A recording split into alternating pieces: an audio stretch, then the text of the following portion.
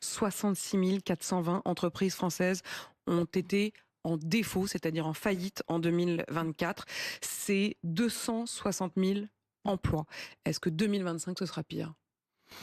Ça dépendra notamment des arbitrages politiques qui vont être rendus. Si on a le courage dans ce pays de faire ce que d'autres ont fait, c'est-à-dire de ramener la dépense publique à 10 points de moins que ce qu'elle est en France, on donnera des marges de manœuvre, on donnera de l'oxygène à l'économie pour créer des emplois, pour permettre à des entreprises de survivre. Que vous disent les patrons de France? Que vous disent les patrons de France sur l'emploi? On a quand même l'impression que c'est devenu le trio. La question de l'emploi était presque une question fondamentale, politique, en 2012. On se souvient évidemment la question récurrente de la courbe du chômage. Est-ce qu'on n'est pas au-devant du grand retour de cette question du chômage et de l'emploi?